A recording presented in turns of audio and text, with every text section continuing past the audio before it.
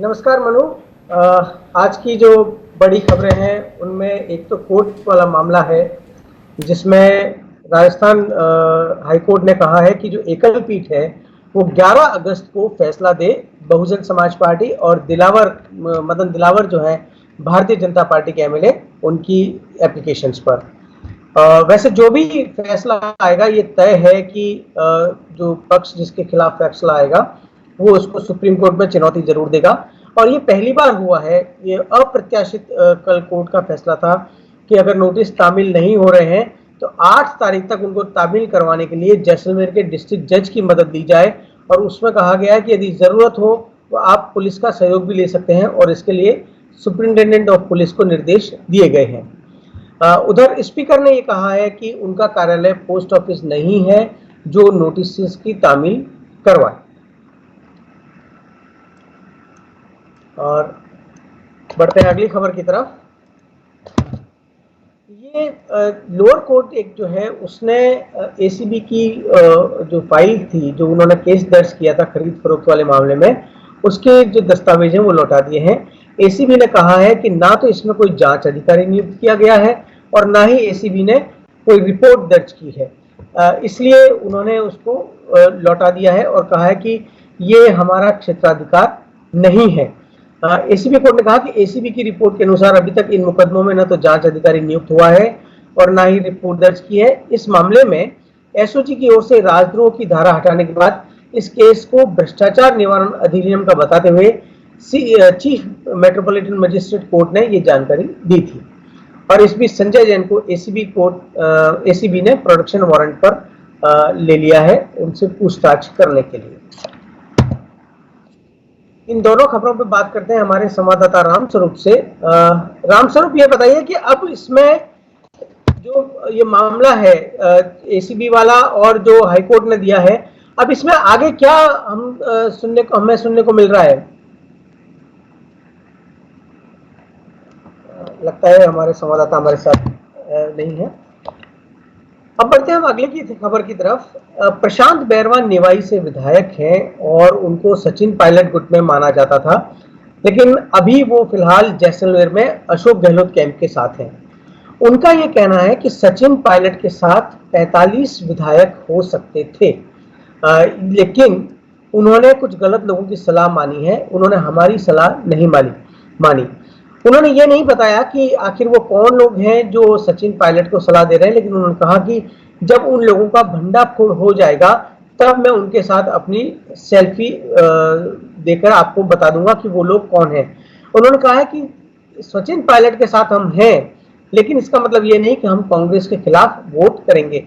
ये इस बात को इंगित करता है कि अभी अशोक गहलोत गुट जो है उसके अंदर सचिन पायलट के बहुत समर्थक हो सकते हैं, और यदि पायलट पार्टी के भीतर रहकर लड़ाई करते तो शायद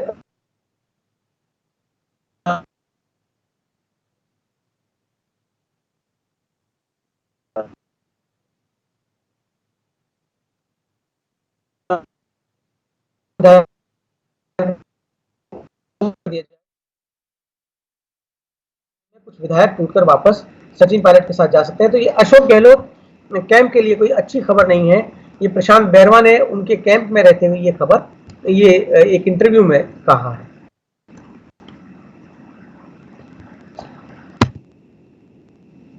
और अब बढ़ते हैं एक खबर की तरफ। राजस्थान में पूर्व मुख्यमंत्री वसुंधरा राजे को जो बंगला आवंटित किया गया था उसको लेकर बहुत राजनीति हुई, बहुत सी बयानबाजी की। जो और दूसरे पूर्व मुख्यमंत्री थे जगन्नाथ पहाड़िया, उनसे मकान खाली करा लिया गया था, लेकिन राजे अभी भी अपने 13 सिविल लाइंस के बंगले में रह रही है।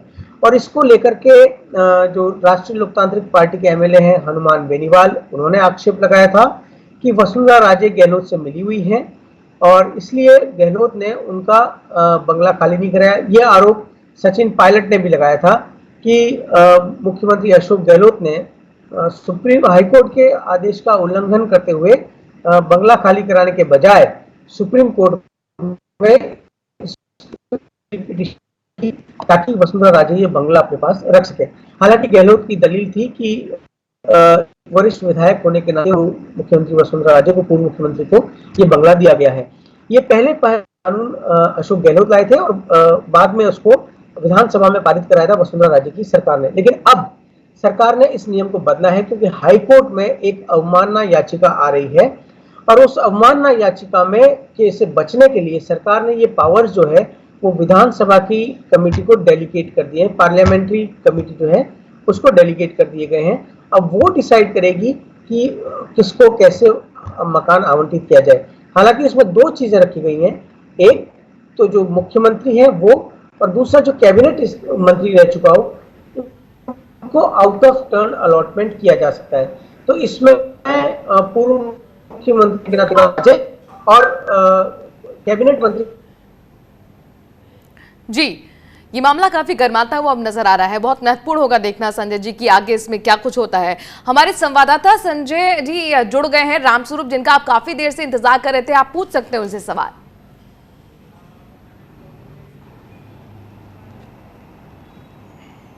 हम देख तो जो कोर्ट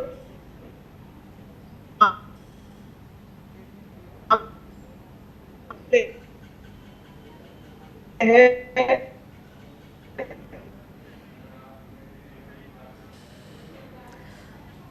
जी संजय जी आप बने रहिए, आपका यहाँ ऑडियो मिल नहीं पा रहा है, कुछ टेक्निकली फॉल्ट होगी। हम सीधे रुक करते हैं अपने संवाददाता रामस्वरूप का। रामस्वरूप, ये जो बंगले का मामला है इसको लेकर कई सवाल पूछे जा चुके हैं, आगे अब क्या कुछ हो सकता है और किस तरह की हलचल है इस वक्त राजस्थान में? देखिए, कोर्ट को लेकर, उस बंगले को लेकर के काफ़ी समय से जो है कोर्ट में चुनौती दी हुई है, क्योंकि पूर्व में जब मुख्यमंत्री वसुंधरा राजे जब थी तब उन्होंने अलग से एक कानून बना करके जो पूर्व मुख्यमंत्री होते हैं उसके लिए अलग से बंगले और आजीवन सुविधाओं के लिए एक बिल पास करा लिया था, कानून बनाया था। लेकिन बाद में इसे चुनौती दी गई, जिसको लेकर के उस पर रोक लग गई थी। इसके बाद जो एडवोकेट विमल चौधरी हैं उन्होंने साफ तौर पे दोबारा से हाईकोर्ट में भी दिया है और साफ तौर पे ये कहा है कि ये जो बंगले का आवंटन हुआ है ये गलत तरीके से हुआ है, इसको वापस खाली करवाया जाए। हालांकि पूर्व मुख्यमंत्री एक और थे जगन्नाथ पहाड़िया, उनके बंगले को खाली उस टाइम सरकार के द्वारा करा लिया गया था, लेकिन वसुंधरा राजे के बंगले को खाली नहीं करवाया गया। मुख्यमंत्री अशोक गहलोत बार बार ये कहते आए हैं कि चूँकि वसुंधरा राजे पूर्व मुख्यमंत्री रही हैं और उसके अलावा कई बार वो विधायक रही हैं, पूर्व में सांसद भी रही हुई हैं, तो ऐसे में सीनियरिटी के लिहाज से उनको ये बंगला आवंटित किया गया है। लेकिन जिन्होंने इसकी याचिका लगाई इसके खिलाफ एडवोकेट विमल चौधरी, उनका साफ तौर पर तर्क यही है कि जब बंगला आवंटन हुआ था तब इसको पूर्व मुख्यमंत्री के नाते बंगला आवंटन हुआ था, तो ऐसे में जीएडी को इस पर वापस इशू लेना चाहिए और एक विधायक के नाते बंगला अलॉट करे तो उन्हें कोई दिक्कत नहीं है। इसी को लेकर के हाईकोर्ट में फिलहाल और सुनवाई जो है वो अभी जारी है। जी, जाहिर तौर पर अब कोर्ट को निर्णय लेना होगा कि जो आवंटन किया गया है पूर्व मुख्यमंत्री वसुंधरा राजे को वो कितना सही है कितना गलत है। माना का ये मामला माना जा रहा है। संजय बोरा हमारे साथ रेजिडेंट एडिटर लगातार बने हुए हैं जयपुर से। संजय जी, अगर आपके पास कोई सवाल हो रामस्वरूप से तो आप पूछ सकते हैं। मनु, मैं यही जानना चाह रहा था कि जो हाईकोर्ट में जो केसेस हैं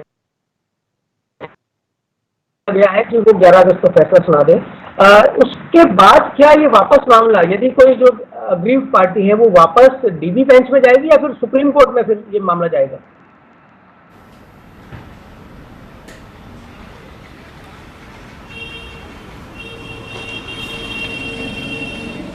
रामस्वरूप, आपको ऑडियो मिल रहा है? रामस्वरूप, हाँ, आपकी आवाज आ रही है लेकिन संजय जी की आवाज नहीं आ रही मेरे पास। संजय जी का सवाल ये था, चूंकि अभी मामला हाई कोर्ट में है, तो आपको क्या लगता है अब क्या ये मामला सुप्रीम कोर्ट जा सकता है? किस तरह से कानूनी लड़ाई इस पर लड़ी जाएगी?